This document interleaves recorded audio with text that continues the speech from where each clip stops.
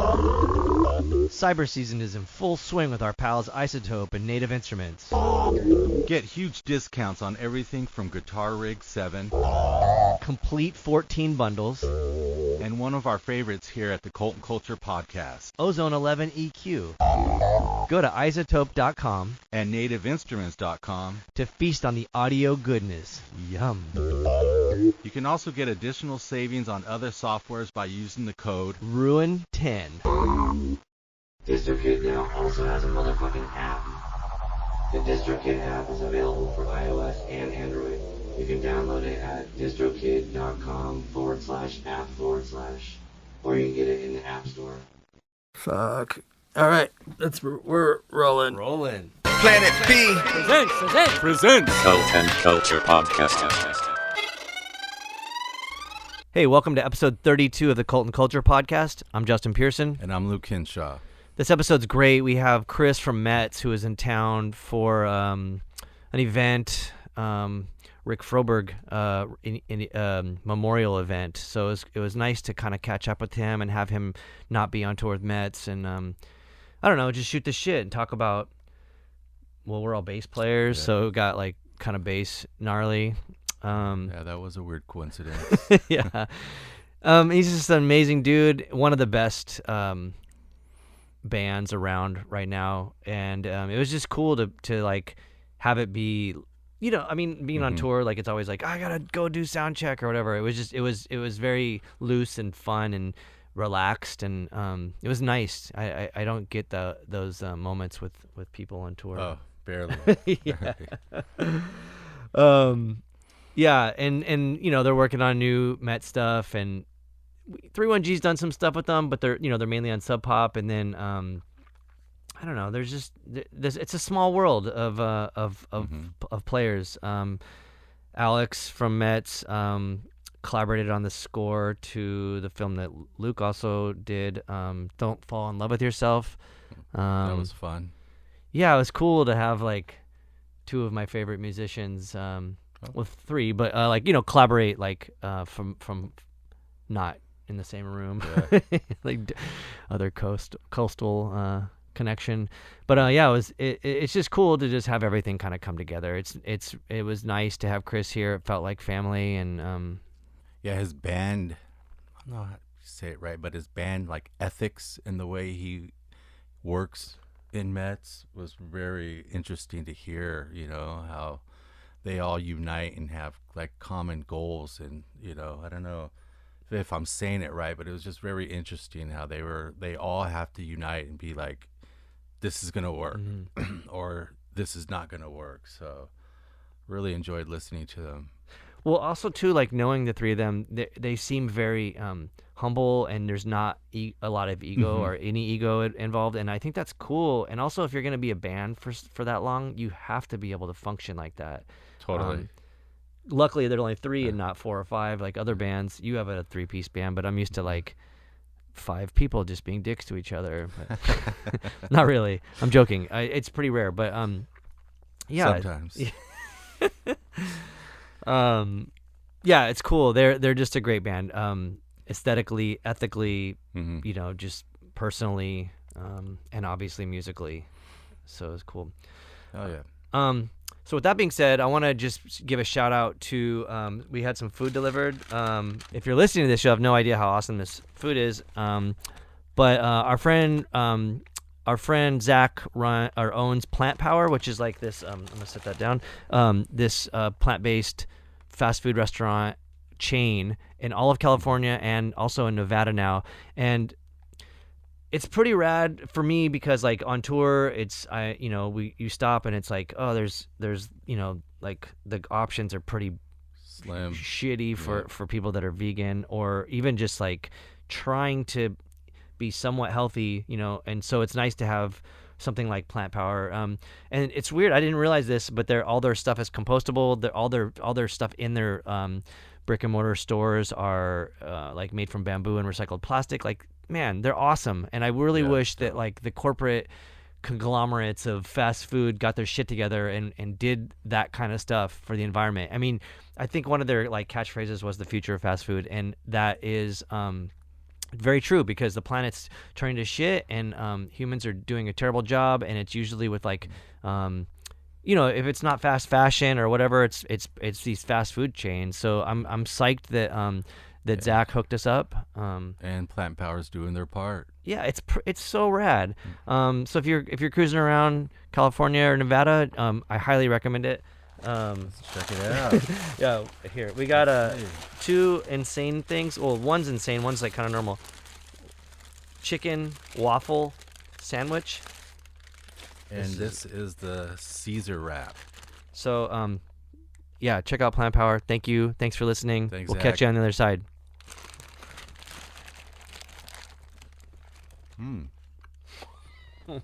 Fresh.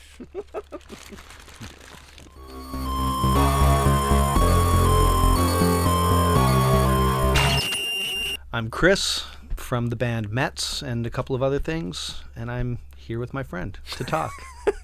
Thanks for coming by and doing this. Thank you. I always try to like start with like a very open focal point, and I guess I was thinking about this last night, and I'm like I'm not gonna like try to suck your dick or anything, but like I feel like you are in the perfect band. So like, and I love Metz, obviously, but I feel like on so many levels, I feel like it might be like the most perfect band aesthetically, musically, all these different reasons. For one, like, so there's only 3 people. Obviously, you can't. If you had a weak link, you'd be kind of fucked. You know? Yeah, So there's no weak links. So you Yeah. got that under control. And then the fact that it's like, just every time I've like seen you play or played with you, it's inspiring. It's I'm like, fuck, man, everyone needs to step it up, including myself. Like I'm like, oh, this is some shit here, And I don't think a lot of bands can do that. And I'm not that, and you can disagree or want to avoid those comments if you want.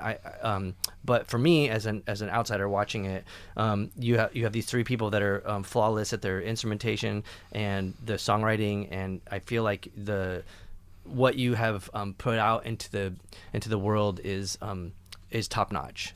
Oh, thank you. So how the fuck did you Well, it's such a funny thing to hear, because internally you're always like, it's really hard to be in something and looking out and getting any idea of how anybody perceives what you do.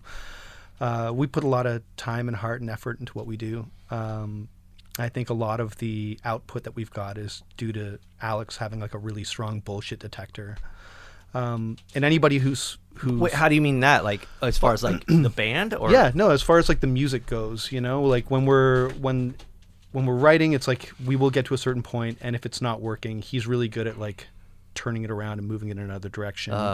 Instead of like riffing on some thing Yeah. that's failed. He's got a lot of patience for creating and like for writing songs, like something that I don't have quite as much as he does. Like him and Hayden are really good at being patient. I'm a very impatient person. I'm also the kind of person that, like, if I see something or hear something that I like, I fixate on it, and I'm like, I want it to just be like that. I think it was perfect there. So for me to step back, this band has I've had to teach myself a lot of patience. Yeah. And just like any relationship, there's going to be like little arguments about why you think it's working or why you don't think it's working. But ultimately, when we're all in a room together, it's pretty easy for us to distill our thoughts and then output what we think is good. And then we've been fortunate enough to find sort of a kinship with Seth Manchester at Machines with Magnets, and have just sort of, he seems to speak the same language as us and really helps us to sort of create the version of this music that we want to create. Would you call him a producer or just some like a fifth or fourth member? I don't think he would consider himself either of those, Yeah. but I would say that he for me specifically, like, his input on things means a lot to me. Yeah. So as far as production goes, I think he is a producer, but he kind of refuses. He likes to be called an engineer. But it's nice to have that other set of ears to be like, yo, do this, or like, this is good, and you can go into it knowing like someone's got my back. Absolutely, yeah. When we were recording some new music recently, I was playing and I was like, this doesn't sound like me, man. This doesn't sound right at all. He's like, don't worry about it. Yeah. Don't worry about it. Here, look, just play. And then he like turns a couple of dials. He's like, there you are. See, there. I was like, all right. I don't know why I doubted you. Oh, it was like a tone thing? It was just a tone thing. Oh. It was like, you know, if I don't have the right growl, it doesn't feel like it's me playing. I'm hearing the stuff bouncing back at me. I can hear like the plinky plonkiness of my strings. I'm like, I don't like this at all. Like I need to hide under distortion just a little bit to make myself feel a little bit better about my playing. Well, that's kind of an interesting point too, because for me, most of the stuff, like, you know, I guess like a good example would be like with the Locust when we were a 5-piece, it was like garbly-goop of just stuff on top of each other, and we lost everything. But as soon as we went from a 5-piece to a 4-piece, it opened up. And it was the first time in my life that I think I became aware of space and like, oh, I can sit here musically and this and that. So like I would listen to Metz on record and live, and it's just so nice to have even one less thing competing for that space. We make a lot of sound for 3 guys, though. Oh shit, yeah. but you know, like it's almost like if you had a 4th member that was just a singer, it's still the same amount of like totally, you know, musical. Yeah, the same amount of juice getting pumped out there. You just got it's loud as fucking hell. You got a singer. Yeah. You got like a dancer as well. Yeah. Yeah. It would be nice. It'd be nice to have a dancer. We don't. Well, who had a dancer? A Veil, right? They had like a dancer. Well, Mighty Buddy Boss Tones had a dancer. I've never heard of them. Great band from Boston. Yeah, great. Sorry.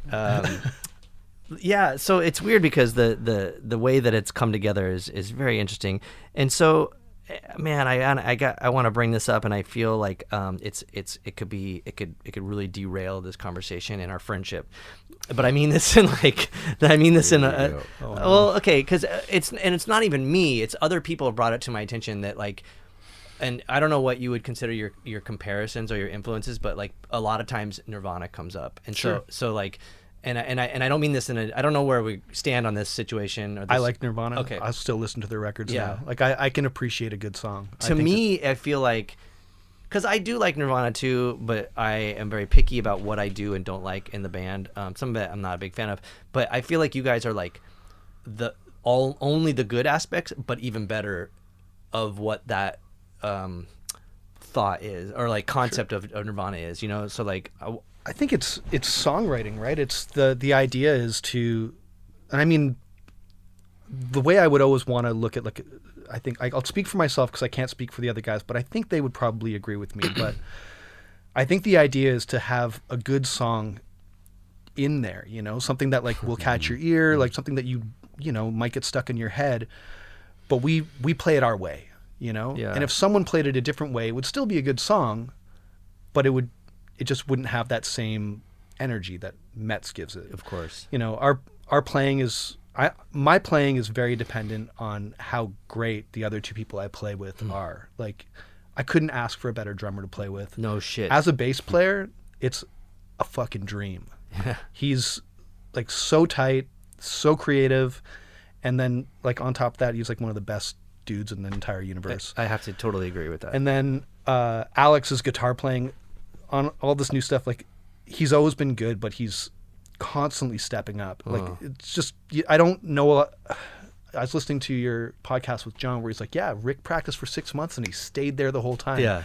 And I can't say that about Alex because his playing and his style is constantly growing and evolving. So because of that, it forces me to grow and evolve as well. And my influences are way further away from being a technically fancy player. And as a bass player, I always think that you need to play with a bit of taste and you need to sit back. So I want to play to the drums. And when we were making Atlas Vending, I was like, I want to play less. I want to play as little as possible. I want to play in the spaces that, like you know, a pocket style bass Mingus player. You know? Quote, right? Sure. Didn't Mingus say that? Like, it's the notes you don't play. Yeah.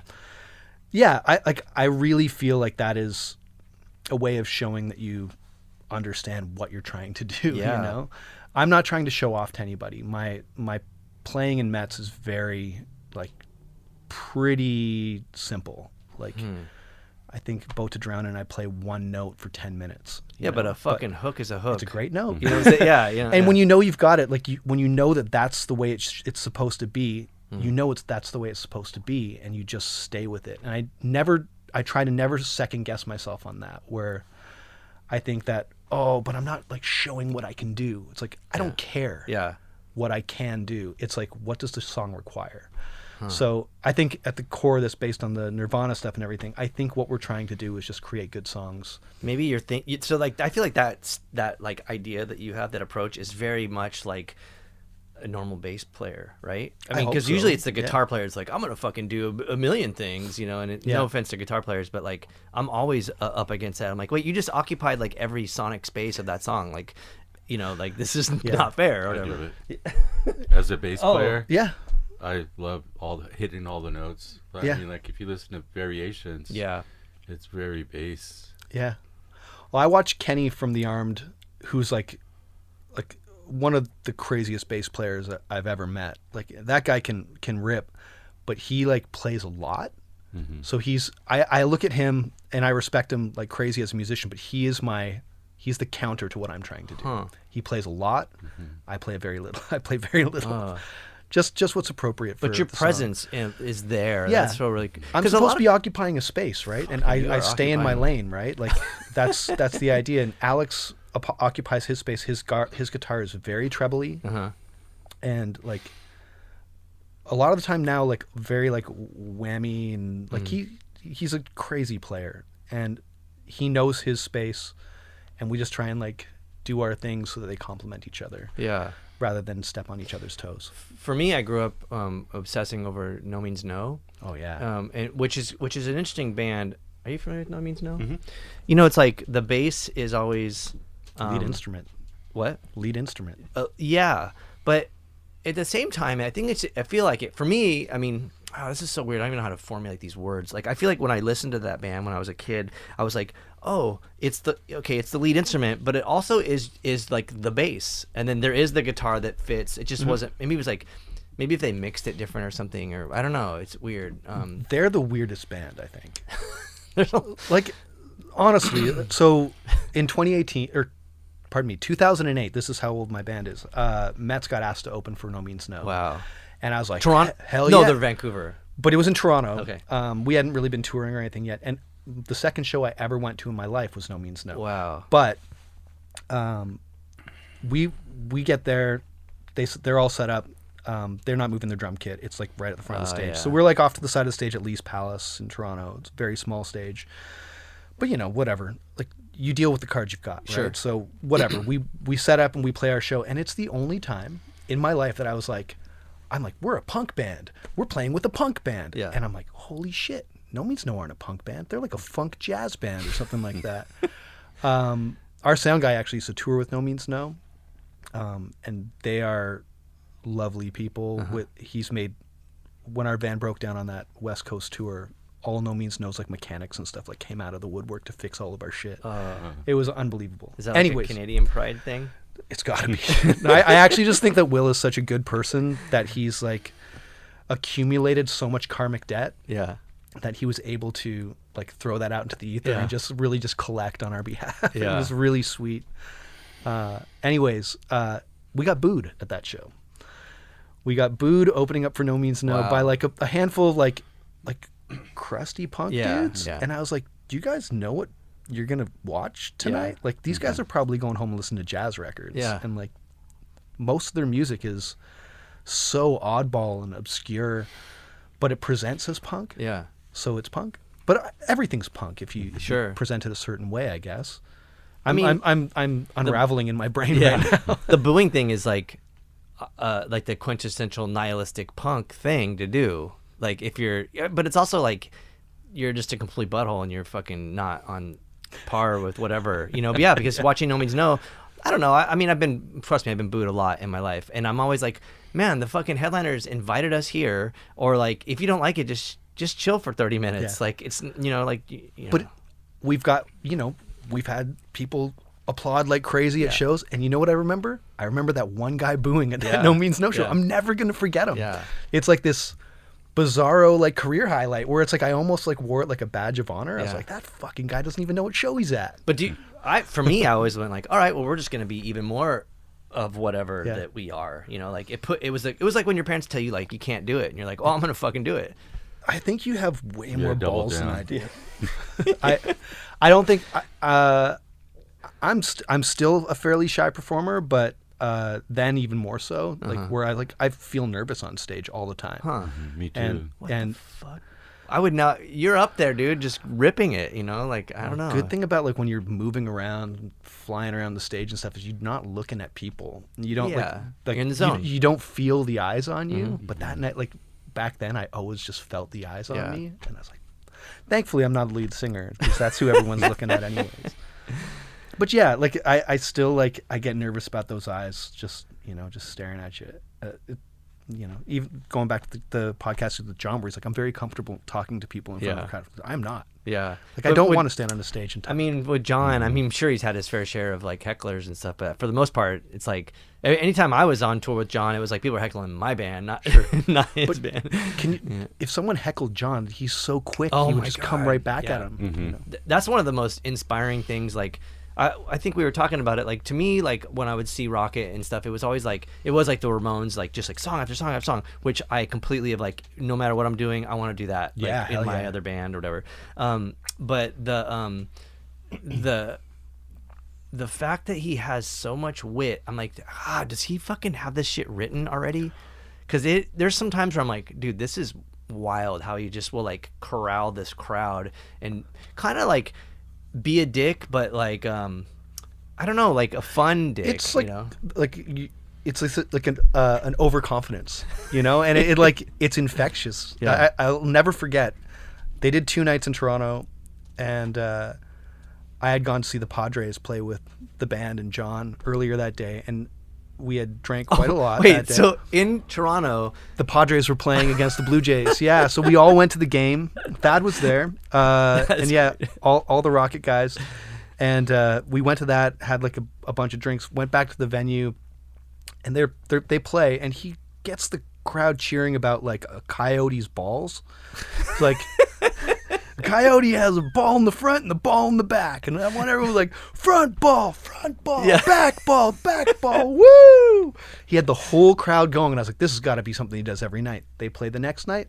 There's no Coyote's balls thing. He's got a whole other shtick that he's doing, and it's totally inspiring. I'm not that guy. how do you get to the Coyotes balls thing though? Was there like a thing where you're like the audience said something and you're like, I'm gonna talk about Coyotes balls, you know? I don't think so. Yeah. I mean, not that I can remember, but it. Did you ever find yourself thinking about weird shit on stage while you're playing? Non-stop. Like all the Yeah. time. I spent a decent amount of my time as an opening act. Sure. And so I was like these like recent Def Club tours, I was like, oh, I'm gonna do a Q&A with the audience that doesn't fucking want to hear us, and it's a hit or miss. Sometimes I'm like, oh, we did this, and I swear, I mean, I don't want to say I rip off John Reese, but I'm like, dude, it was very inspiring because I was like, all right, this motherfucker's talking some shit. I'm gonna try to talk shit in a fun way and then back off and like let everybody, or like just bring it, like I don't know, like just dumb shit. But you have to be quick, like, oh, anybody have any questions for us? And they're like, what's your favorite dinosaur? And you're like, Exxon. I don't know, like, and then that's like funny, ha ha. I mean, it's not as good as Coyote's balls, but Well, I'm using that as an example of like someone who's just got such a quick wit and like is like clever on their feet. Yeah. Like, yeah. John's just it's like a master of stage performance. Oh, yeah. Yeah. He's always has been. But I mean, when we played together in LA last year or the year before or whatever, I remember you were asking the audience, and it went over great. Yeah. But I think our bands matched up pretty good. That's when you're. I don't even want to say the other bands, but yes, I do think that we are a I can't good even remember fit. who else played that show, but No, I'm saying like when we tour with other bands that we're not sure. family with. I know who you're yeah. talking about. So yeah, the family thing's easy. And like, we did a tour with Melt Banana. You're like, this is fucking obviously yeah. gonna be fine. Like, Yeah. You go out with someone like, because I mean, the Locust went out with Rockin' the Crypt. That was like, and John, we talked about it on the podcast, and he was like, I don't remember that being like terrible. I was like, because you were like in the headliner, and you probably didn't get to see the fucking shit people were like so mad at us for playing. You guys only did the 1 or 2 shows with us, so I remember watching the whole thing. You guys crushed. It was like people were hanging off every word you said. Oh, it was thanks. great. Thanks. Awesome show. Yeah. Well, That's another thing too that's kind of weird, like camaraderie, because the Locust and Rock from the Crypt to the Locust and Rock from the Crypt made sense, but to the audience outside of Southern California were like, what the fuck is this? But I think like Def Club and Metz or whatever, a lot of this stuff, I mean, it all can work. I mean, there are times where I'm like, you can feel, I mean, like you feel it as an opener. You're just like, let's just get this over with and let the headliner do the thing. I don't know if this is like a new thing, and I don't know if maybe you'll agree with me on this, but there used to be a time, like, I think hardcore was like the one genre. People are going to hate that I'm saying this, and I don't even care, but I already love it. Hardcore was the one genre where you would go see 6 bands, and all 6 bands would sound the same. Shit. I was like, what the, why? Yeah. So when I started putting on shows with my friend Eric, we always tried to add variety to the show. Yeah. If like there was a, funny enough, when I was flying out here, there was this promoter in Toronto that I looked up to he works at Golden Voice now, but he would do things like, he's like, oh shit, 9 Inch Nails and Soundgarden are both going to be in Toronto at the same time, and they exist in a certain realm now, but back then it was pretty different. Yeah. You just booked them on the same show. Yeah. And it was crazy. It was a really, like, all Soundgarden's opening acts played, all of 9 Inch Nails opening acts played, and it just meshed, and the crowd loved it. Yeah. And there was this sort of like mutual, you're going for a show. You don't want to see the same band play 6 times. Yeah. You want to, I want to potentially discover something new or be inspired by a couple of riffs that this band played. I don't necessarily want to see one band over and over and over again. And I can't tell, like, what you're saying to me right now, like, Rocket from the Crypt and the Locust sounds awesome to me. It's fun. I saw Melvins and the Locust, though that's probably like, that was like, you guys toured with them, played the Phoenix, I think, in Toronto. That was Phantomus. Okay. That is like a obvious. There's a very good combo. Yeah, very obvious. But also different enough to make it feel. But like Melvins is a good example. People want to see Melvins. Like Retox opened for Melvins on a tour, and it was hard every night because I feel like we were like just kind of abrasive and brutal. And like they're abrasive and brutal, but like rocking and fucking kicking ass, and we were kind of like this rabid dog that was in the corner. They're like, get the fuck out of here, man. Like, we just want to see this shit, and it's fine. And I'm not talking shit about Melvins because they took us, but I'm talking about the people, the audience, because there's even been times where like the Locust would bring bands on tour and people would fucking be disrespectful to them in the audience, and it's like, man, those are our friends that we brought with us. Like, fucking don't pull this shit, Just everyone doesn't have to like everything. Just shut up for like 30 minutes and let them do their thing. As a support act, I kind of always assume that no one's gonna like us. So when people do, it's like almost like, awesome. Yeah, we did it again.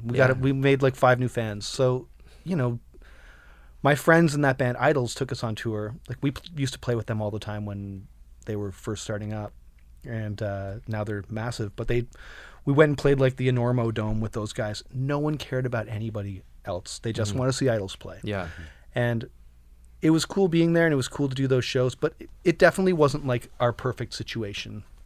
Hangout wise, like, my buddy Dev plays bass in that band, best dude ever, great hangs every day. Probably shouldn't have done the tour. Didn't make a lot of sense musically, and it was just like, it was maybe a little too much the same, because almost, I don't know. Or do you think you guys were like the too brutal version? Might have been too brutal, yeah. Which is such a strange thing to say, like Metz being brutal, but you are fucking brutal, dude. It can be pretty punishing. Yeah. If we don't set the set list right, it can be really torturous for a new listener to sit through a set. I'm sorry, but I'm saying brutal as like such a huge compliment. I take it as a compliment. Yeah, okay. Like when I watch you guys play live, I'm like, I feel like I just got hit by a fucking truck. And it's like, supposed to be visceral. I want to feel that way. Yeah. Yeah. I want a show to be, something that you take away like this like feeling from. I don't want it to just be well, that was good. Like, that sucks. Like all the stuff that I remember, and that's why I remember like the front ball back ball stuff is because it sat with me, and it was fun. That was super fun. But then there's some bands you see and they're just so incredibly good that you walk away just being like, now I just want to go make more music. Or you want to stop playing music. Sometimes I feel that way. I never feel that really, way. sometimes I'm like, what the fuck am I doing? Like, that happened. It makes me want to be better. Yeah, me too. I guess I feel both ways. I'm not gonna quit, but I'm like, better God damn it, dude! Why do we even fucking play this show? Did you see what just happened? Yeah, that's a strange thing. But also too, like, I mean, I don't know, like, not to riff on the 3-piece thing, but it's like that could be also, you know, what's the word? You're seeing a 3-piece band kick your ass, and you're a fucking 5-piece band. You're like, I don't know, like that seems like kind of crazy. Like, get up there and just rip super hard as a smaller person to band, you know? Yeah, I don't know. It's just what we've always done. Yeah. Because what our band is, we're just 3 guys, and we make the sound. Like sometimes we're like, maybe we should have someone else playing guitar in this band as well. We did that thing with John, right? Well, yeah, and God, I would love to do more of that. We've always talked about doing more of it, but just haven't got around to it. We have like, you know, we're always scheming up something that we want to do with someone else here and there, and we have like, you know, a stable of stuff that didn't make other records that were like, it might work in this other project. So we're always just kind of throw stuff around. So, you know, maybe I'll have a little chat with John about that tomorrow, see if we can put this together again. Well, we're always like tripping out, like in the Planet B stuff, like getting like features. You know, it'd be cool to like do like a Metz record, like a featured all of these people on a song, you know, each song or whatever. That'd be sounds cool. great. Yeah. But yeah, where do you go from there? You could get any instrument, which would be, if there's so much space, you could be like add keys or a second drummer or whatever, you know? Yeah. I mean, the thing with like the 3-piece thing is we've kind of always liked the idea of living with limitations, you know, and the idea of a recorded album having like a lot going on in it, and then you distill it down to like what happens live on the stage. And I'm triggering samples here and there, but there's never like, the band is very much a live band. Like we play all of our instruments. There's never going to be like tracks or anything like that happening. Like, well, the samples are like, I mean, essentially like you playing a pedal, I guess. It's like there's certain parts where I might trigger like a weird guitar sound or like a drone or something, but like you know, it's like Geddy Lee triggering pedal board. I'm playing this thing with my feet. Yeah. And I, you know, we do what we can with the limits that we've got, and I think that, you know, through that we've made the idea of like making a lot of sound to cover off a lot of that space. You know, you spend years searching for your tone, you know, your specific tone. So my bass tone is something that I stumbled into, but I've come to like recognize it as mine, you know? Yeah. And then it's funny because him and I struggled too when I tried. I'm like, let me play bass on this thing, and it's just like, you know, or like or whatever, and like that's not gonna work. Like, you know, I mean, it's like, do you ever have pedals? You use all the pedals that I can't make work.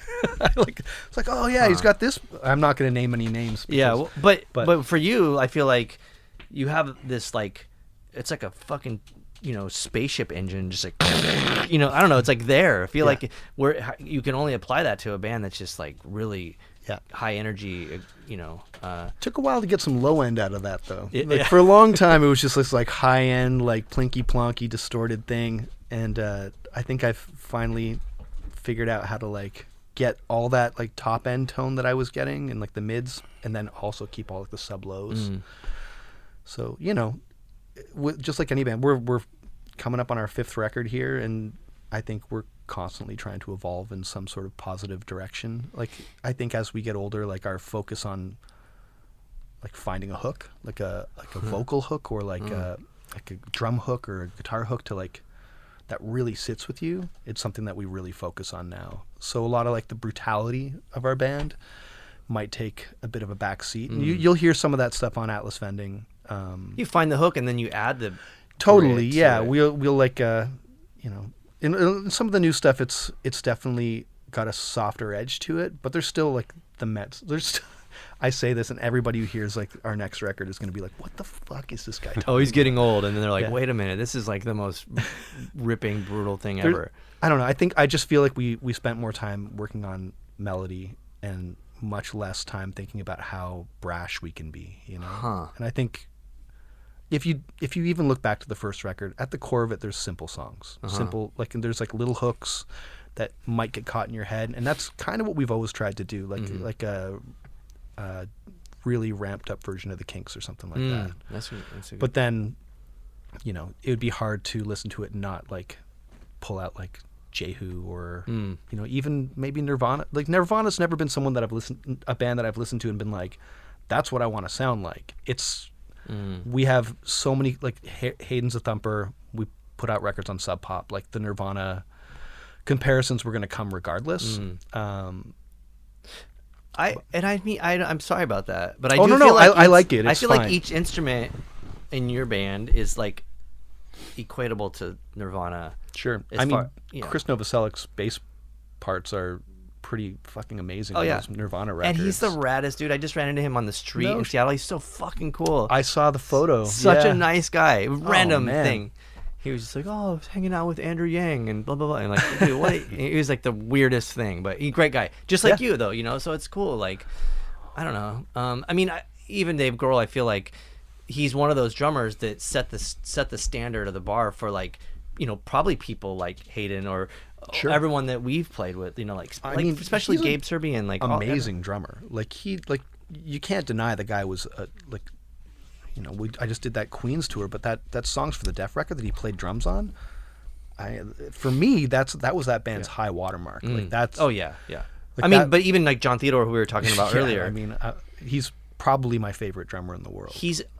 There's just this like pedigree of drummers where I'm just like you can't fuck around Yeah. anymore. Well, You and know? like, you know, Mario as well, Dude. like a total freak, like, amazing drummer. it sucks that like people can be like that, you know. Those and are my three favorite drummers, right? Like we got Mario, John Theodore, and Hayden. They're my three favorite drummers in the world. very I mean, yeah, like the style. It's Similar like, style, you yeah. know, man, it's just the finesse, whatever it is. I think it's very, very important to acknowledge what those people Yeah. do.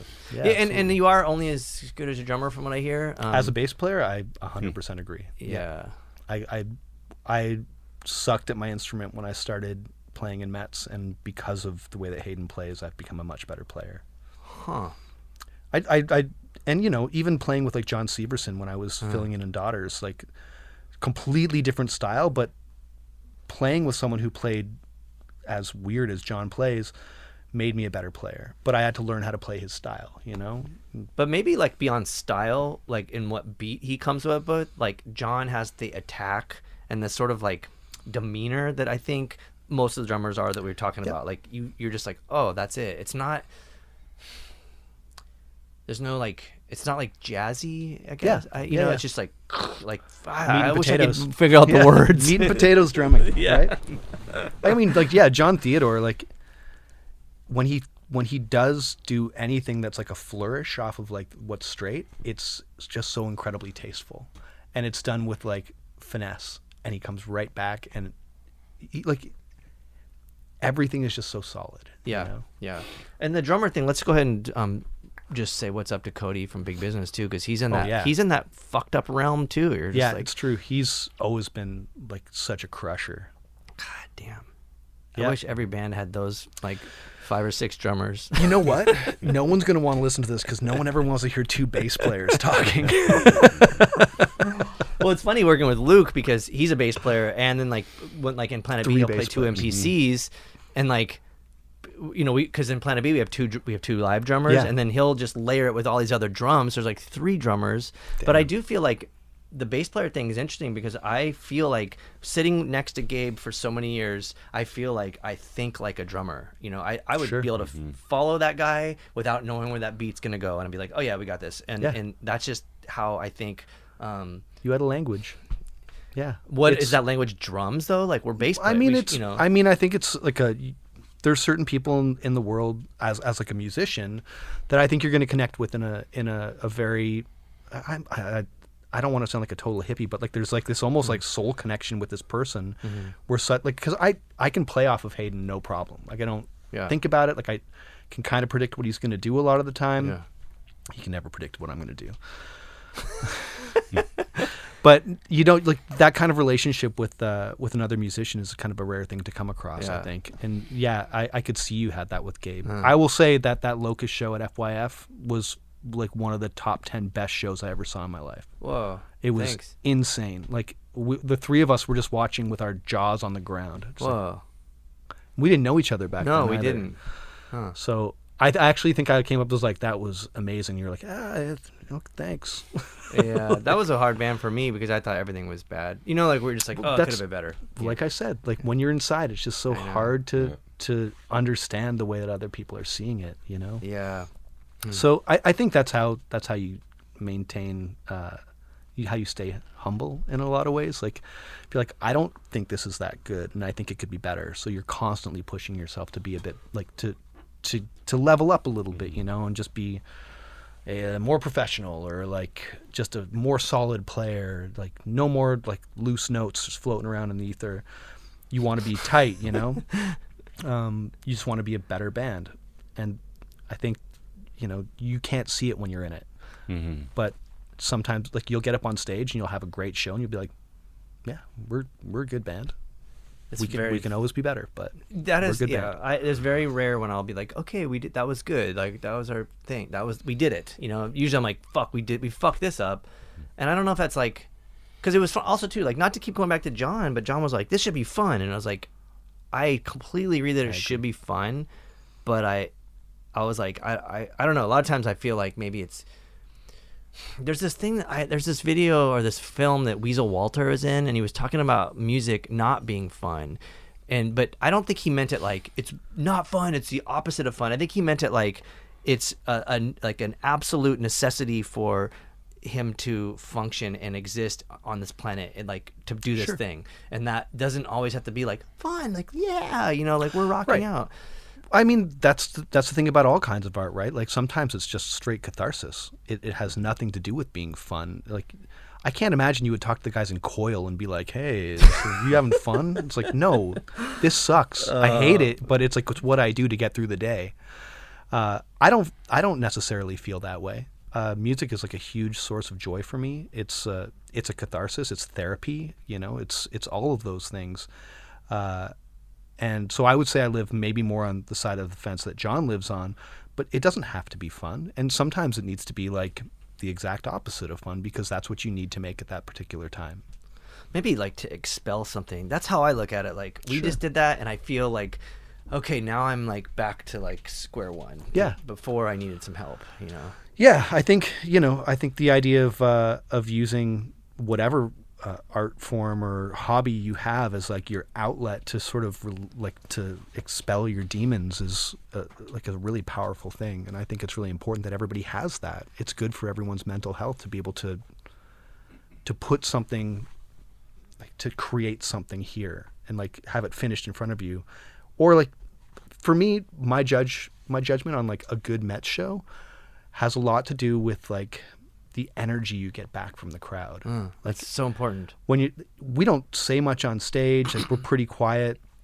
We kind of just assume the music is going to talk, but sometimes you're playing this show and you're getting so much back from people that it's just the energy just lifts so high, and you walk off stage, you're like, I could do 10 more. Let's go do this all over again. That was so much fun. That was a great show. And you might not have played the best show you've ever played, but you connected with that audience. That's a crazy thing to even acknowledge, is the energy, because people are always, it always comes up like, because there are like special spots. We're always referencing like the Che Cafe or the Smell or Gilman, or I guess like, I don't know, like, ABC No Rio. Like there's all these like our Fireside Bowl. Like there's these places where you're like, this is like special for what we do. And kind of, I mean, I don't know, I guess my standards have changed over the years, but like, I don't think I've had a bad show really it's like, because it was at this space where like the collective energy is gonna be there, and it's right. I saw a lot of bands that were terrible have amazing shows because people were just like, it was like bands that like go back and listen to their records like, holy shit, this is really bad, but I remember this show because it was just so much fun. Like I saw Ink and Dagger play like 10 times and I think one time they were really, really good, and then not like, they weren't the tightest band, but they were so fun. To like, and like the crowd would get really into it. So it was an event, the whole show would become this big event. And I always loved it. Like I never walked away being like, the guitar sounded kind of weird. It's like, I didn't give a shit at all. I was like just caught up in the energy. That's a good one too, because you do compromise sound for performance. Not performance like look at me, I'm dressed like a vampire, but like performance, like the energy and the whole event. Yeah. God, if you could somehow market that or learn that, because that's not a learned thing. Like that's just something you have to stumble upon. It's not, but I think more than anything, if people like, anytime anybody asks me for advice about, starting a band or whatever, getting attention as a band, like I don't know if it was ever my intention to play in a band that was touring and traveling around. It was just something that I did, and it was fun. And like, I had a job, I was doing other stuff, and when like the Metz thing, when the guys moved to Toronto and we started Metz, and we never expected any of this stuff. We never expect to be a band this long, really. I don't think, but you just gotta like enjoy the thing that you're doing, and then when you got out there and you play shows, just try and enjoy playing the show. I mean, like, but you not even because I remember starting playing music. It was always like you kind of lasted about 2 years, and that was about it. Yeah, it's like it's weird. So you guys have 5 records out. We've just finished work on the fifth. To me, like I'm like fuck. I guess I didn't count them. I was like, I just assumed there was like maybe another one or something. You know what I'm saying? Like I was like, only. Well, there's a compilation record. There's a bunch of 7 inches. Yeah. Like there's like 12 or 14 7-inches. There's a cassette tape. Yeah. There's a compilation record. So our 5th LP. Sure. Is but what's interesting too is like people always like when like you said people like will ask you a question about like how do I do this and it's weird because growing up like there was no ability to ask someone. It was always like, well, I had this experience and I'm going to take from that what I'm going to take and do what I can do. Like I mean I can the fucking shit that I did when I was a kid before I started playing music that led to that. I'm glad I didn't have the audacity to say like, hey, how do I start a band, or like how do I do I'm just glad I was like, I experienced that, these people are fucking cool to me, and I'm gonna just go with it, but also like starting a band not to like achieve a thing other than like, hey, me and my friends are gonna make this art, and then that was like the extent. We weren't like we're gonna be successful, and it was nothing beyond like let's just do this. We had a really good show at the Casbah one time. John Reese is off to the side. You were there too, actually. And I walked off the stage, and John taps me on the shoulder. He goes, "You just created like 20 terrible bands. Great show." He's like, 20 kids are going to go home tonight and be like, I have to start a band. And that is like, that's high praise, That's a huge compliment. Like if you can inspire someone to make something, then you're successful. Like that's a huge thing, The idea that like something you do makes someone want to make something, that's an amazing power. And that you did it without that intention. Absolutely, yeah. And we're just trying to make something that like that we're proud of. We want to do something. We want to like get up on stage and like give everything we've got and be really fucking proud of what we just did. And when that translates to the crowd and someone like that you respect, like I'm gonna tell you, Drive Like Jehu changed how I looked at music. I was listening to like indie rock and hardcore. And then I heard Drive Like Jehu, and it was this angular, bizarro thing, and just blew my mind. Like I heard Rome Plows, and I was like, "What is happening here?" Blew me away. It changed how I looked at like the guitar. It changed how I looked at like what I could do with rock music, or notation. Like, is that even a note? Like, what is that? And like the way those two guys just played off of each other was just this like, unique thing. But it inspired me to want to make new things. Like the same as when I first started listening to Jesus Lizard, those guys, I was like, this is such a cool sound. Like the drums and the bass so locked, and the guitars like moving around in like angular fashions with like probably one of the greatest frontmen of all time. But all of those bands that you're referencing, there's little nuggets there that you could see translated to Metz. Yeah, for sure. I mean, how many noise rock bands have used the Gladiator beat? Wait, what's the Gladiator beat? Oh yeah. That's such a great beat. Oh, it's amazing. But I thought it was the song Gladiator. I thought you meant like that. That's the Gladiator beat, like the blast beat. Like the I don't know, or like like in the movie Gladiator. When they're well, I thought it was like the name of a beat, like not the name of the beat from the song. And I was like, what's that beat? Gladiator by the Jesus Lizard. Yeah, got it. Yeah. Oh man, I just fucking called myself out. No, you're good. You that's my favorite song. Because of that beat. Sure. You're just like, that's some shit. But the beat is what the hook is, right? Like, and there's another great drummer right there, right? It's when when that beat is the main thing that sticks in your head, that's a great fucking drummer. Well, maybe you can relate to this, because I remember when we would write with the Locust with Gabe, we would come in with notes or riffs or parts, and he would have these beats, and the beat would like kind of morph, and we're like, wait a minute, whatever you're doing, I'm gonna change my riff. Hold on a second. Yeah. And we would always we'd always change our notes and our riffs to match the best thing, which was the drums, and build from there. Sure. I mean, I think like, could you imagine like, you know, like someone else in Jesus would be like, that's not gonna work with my riff, and you're just like, oh, there goes the Gladiator beat. That's gone. You know. Yeah, but no one's gonna do that. That guy like started playing that beat, and they're like, all right. Well, I feel like whatever Hayden Hayden brings to the table, you're just like, that's the fucking drum beat. We're not gonna mess with that. Yeah, I mean, there's always conversations, just like everything. Like the one thing about being in a band of any kind is like, you have to operate with a bit of humility and the ability to like take criticism on what you're doing, because you're trying to have a collective goal. So, you know, Hayden gets as much criticism as I do, as Alex does. You know? So, you know, this band is very much a band. That's so cool. I don't want to call anybody out, but it is a bummer to work with someone that's not open to constructive criticism. I agree. It is so fucked. It's really hard. It's a really hard thing to do. Sorry, dude. Well, I mean, he's great. It's just like, yeah, we work well together, but that is another thing too. It's like, and we're both Leos. I feel like we should probably butt heads, but like, you know, I feel like, yeah, I don't know. When you have that person who's like, this is how it is, it's just like, this is not gonna really work. I mean, that's a person who should probably have a solo project.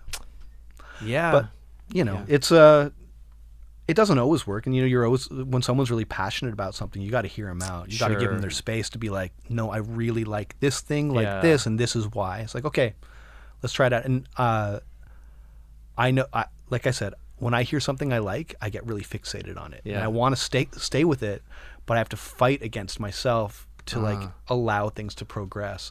And it's taken me a long time, and I think I've gotten pretty good at it. Yeah, just being like, okay, if this grows to a point where it's like it's not working, we can always go back to that. I feel like all of our bands or members, we should get into politics. Yeah, right. We can work together on this. We can work together, guys. I think every politician should have put in some time in the band. No shit. No, that might be terrible. It'd be really bad. A lot of, I mean, you know, probably don't. There's a lot of. If you look at like the current state of new country music, that's probably what we're living with. Yeah. All right, cool. We could probably wrap it at that. Yeah, it's a lot of bass and drums talk. Sorry, guitar players, you can shut this shit off. I wanted to riff on your gear, but I don't know if that's like weird too, like giving shout out. You know, like it might seem like a shout we can out. talk about it. I got some cool shit. The guy Sasha at Dunable just made me a really wicked bass. Okay, let's just go through your rig and then we'll let it go. Sure. My rig right now is a high watt custom 200 and a high watt 810 cab. My main sound for the bass is a Gibson RD Artist with the original electronics inside of it from the 70s, run through a Sans amp into the amp. That's my main setup. That's my main sound. And then outside of that, I use a Keith McMillan MIDI trigger, foot pedal, through SP404. That's it. That's basically my whole setup, and a microphone that I sing into sometimes. Yeah, it's really nothing special. But lately, I've gotten like a handful of really interesting equipment. Sasha at Dunable made me this very customized, incredible bass that is likely going to take over. Really? Yeah, it's so awesome. I measured out my RD. It's kind of the same shape. Placed the pickups in the same spot. Gave me like really super sensitive pickups. And there's a dark glass preamp inside of it, so I can screwdriver, like set it and forget it, one of the pickups to make it active, and flick a switch and turn it on. It's crazy sounding bass. It's so awesome. Whoa! I'll give you a picture of it. So so I'm like tripping out. So you even like saying like, well, you said it's simple. It's like, I mean, maybe that's the Mingus way of looking at it. Like you just have the necessities to make one fucking sound that's just sick. Yeah, I keep it simple, and then if I need to get like long sustain, I have a big muff on my board that I use, or I have a Ren and Cuff custom pedal that they made for us made for me when our equipment got stolen in LA. Oh shit. It's awesome. It says, "Do not steal this pedal." Yeah. There's like big Metz on it and says, "Do not steal this pedal." That's great. And it sounds incredible. It was just like, you know, the amount of kindness that we felt from people when that happened was like, you know. Oh yeah. I would be lying if I said I didn't like find myself like tearing up Gutted. often, you know. Yeah. Just and it like from the kindness. Yeah. from the yeah, I mean, I was gutted when it happened. I was Yeah. like, all of our shit is gone. Yeah. Like all of our pedals. Like we managed to save our guitars, which was lucky, but everything else gone. And you know, Brian Cook sent me a message. He's like, "This sucks right now." He's like, "But people are so kind and supportive when this kind of shit happens." Yeah. And we felt like this huge amount of love from a community that, you know, I think sometimes you feel a little alienated from by accident, just from nobody's fault other than just you live in your own head when you're traveling around in a van, right? You're Yeah. like, I don't know who gives a shit Yeah. about me. But yeah, it was this, you know, we got robbed in LA. We drove to San Francisco that day, and there was like a lineup of people with like pedals and guitars and amplifiers just Whoa. waiting for us. And yeah, just that whole tour was just, it was the first thing we did right after like the things started opening up Yeah. after COVID, like as if COVID's over, I guess. And yeah, we had played 2 shows after 2 years Yeah. of not doing anything. Yeah. And I remember it was got fucking brutal. jacked. Yeah. It was really heartbreaking. Yeah. But then, like, I don't know, I've just never felt so much love. It was Yeah. just, you know. Also resilience, you know, like Yeah, we yeah. will you know, get through it and I made it persevere. I made it very much like my goal to not miss a single fucking show It's so due to cool. some jackass in LA stealing our trailer. Yeah. So The only time I ever got robbed was the Locust. They stole everything but our gear. So like all of our clothes and Shit. computers and money and everything, like it was fucked. that's But we were able to still play. And then the funny thing is they didn't steal any of our uniforms. We're like, that'd have been hilarious if they did that because those things fucking stunk. Oh, But, God, um, I bet they did. But we would have, you know, like if we had weird gear missing, like we couldn't have played. Yeah. You know, so we were still able to keep going. Like we had some unique stuff gone, but over time, I guess I've sort of accepted the fact that sometimes you're not going to have the perfect setup and you just got to make it work. Sure. And for the most part, nobody else gives a shit except for me. Like, oh, this doesn't sound like my bass. Like nobody else knows that. Yeah. Like, I broke a bass in half in Winnipeg the day before we were flying to Denver to play with Run the Jewels. And, Whoa, dude, that sounds fucking crazy. yeah, it was an awesome show. It was super cool. But like that's what I'm talking about with like variety. Like Yeah. I love the idea that we get to play shows with Run You were the just going to Jewels. tell us about your gear, but like, Yeah. let's talk about that show real quick.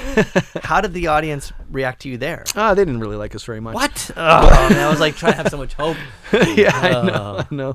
I want like the Run the Jewels guys were cool, but I think there was a handful of people. We were playing this big venue in Denver. I think Metz was pretty hot at that time. Like people wanted to book us, so we got. Two bands?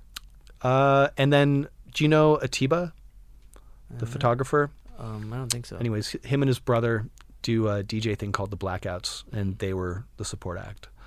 He's like I guess I would say he's probably pretty famous at this point. He's like a big photographer out of LA. But fucking A, seeing you guys together would have been just It was awesome. So sick. And I mean, it was great for me because I got to Yeah. watch Run the Jewels play after we played. It was Yeah. super sick. But I got there, it was a Vans show, and the guy from Vans was like, "What do you need?" I was like, "A bass and a distortion pedal and an amp."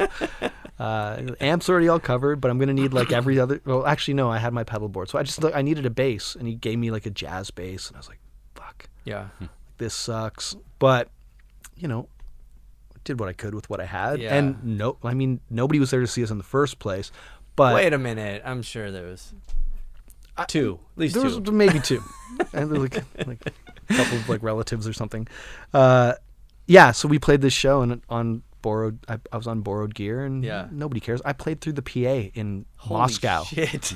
In Moscow, like they're like, "Yeah, we don't have a bass amp." I was like, "Cool." I mean, Plug me in. yeah. So I like plug my amp in through like the PA and just Wow. played the show. That's crazy too. Went in Moscow. Yeah. I mean, that was fucking crazy. But there was a time I would like to say, the Locust was playing in like Sweden or somewhere in Denmark or something at this festival, and we were headlining this stage, and we had our stuff set up, and I remember we had to go, we had our uniforms on, and we it was like foggy, like the fake fog. So we like come out, and I don't know who was ahead of me, but someone hit my cable, and I just saw my bass fall, and it broke the G-string tuning peg off, and I was like, oh shit. And so like in the crowd had already like reacted. Oh, we came out and we're on our uniforms, like yeah, and they're like, what the fuck? And I was like, you guys, like we gotta hold on. And so we all went back, and the crowd was just like, what the fuck? And I was like, there was no way they could fix the G-string, and so like I really need that string for so many reasons. I'm not like just riffing on the E all the time. So I was like, this is fucked, you guys. And this is before I had a backup bass on tour. We couldn't afford to fly with 2 guitars and stuff. So I was like, dude, this is terrible. And they're like, hold on, we're gonna go ask Testament. They're still they just played. So they go over there and ask Testament, and Testament's like, we already packed our stuff up. Sorry. I'm like, what the fuck? And they're like, there's no bass players left at this festival. You're the last band. There's nothing. What happened, And man? so they're like, Please. well, we have this one bass in the production manager's, office, whatever. And I'm like, well, fucking someone needs to hurry and get it. Like we have to go right now. And so they come back up, and they're like, here you go. And there was so much wrong with it. For one, the action was like so far away from the fretboard. I was like, you know when like you get like the junk rate, it was like that kind of, and the action was so high, and it had a fuck the police sticker on it, which I like totally do not like the police, but I was like, this is like, that's not you. Like, come on, like fuck the police. And they're Maybe like, the this is t-shirt, it. but, And so it was like, I was like, you guys, and also my regular bass is 24 frets, so it didn't have all of the frets. I have one of and those. I couldn't play. I was like, you guys, we have to cut these songs. I can't play them. So we went out on stage, and we were playing, and it was really, really painful, but we did our best. Yeah. But at some point, someone was like on the side of the stage holding my bass, and they're like, and I was like, oh shit, they fixed it. And they literally just took they just drilled a screw in it and like hooked my G-string to it, and like I just tuned it. This is your Dan Armstrong? Yeah. Oh my god. And I was like, whatever, and it worked, and we finished the rest of the set. And then the next day, I got it fixed. Can I ask you about your gear real quick? Sure. You get a pretty bright tone out of that Dan Armstrong. Is it the EGC? Pardon me. Is it the active pickup you put in? Yeah, the EMGs. Yeah, because I had 2. They're guitar EMGs. I think they are. I don't know. I can't tell the difference. You're very influenced by Nomeansno, aren't you? Yeah, but also like growing up too, I was really hip to the EMG pickups because of like bands like Slayer. Well, actually, because of like Unbroken. They were always like trying to modify their shit, probably to sound like Slayer. But the EMGs were the jam, and it just it has that crunch. Yeah, I have one of those basses. I had 2. I sold one of them, but the one I've got, like I try and plug in, it's like really thuddy and kind of dead. Yeah, I'm just like, can't make it work. The original pickup. Yeah, I think that might be why. Got to pull it. The one I have is a prototype, so I was told that it was before they were even like on the market. Oh wow! And it came with the EMG pickup in it, which is really weird. So that's unique. Yeah, I don't know, like if someone was lying to me or what, but do you know what year it is? I don't. No, because those things are all early 70s, right? Yeah, but I don't even think EMG was existing. That's what's weird about that. Maybe the EMG pickup was an afterthought, because it could have had it doesn't have the like slidable pickup thing. So I think that was just like, neither does mine.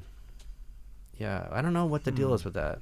I think mine's a 70, but mine is too. Yeah. I don't know. Anyways, yeah, you can chop gear. as much of that as you want. Thanks so much, man. That was great. Yeah. Go ahead. It was really good. How do you guys like the podcast? Do all those things: like, subscribe, share, whatever you want to do. Again, thank Chris for being on this podcast. Thank you, the listener, for giving a shit. Let's thank Earthquaker Devices for being awesome all the time. Fender and Heartwork Coffee. I don't know. Just Ruinous Media also for taking us under their umbrella of podcasts. We're with some sick ass podcasts on there. And of course, Andy and Becky. I know. Thank you guys. Just check out other episodes if you get a chance, and we appreciate you paying attention. Thanks.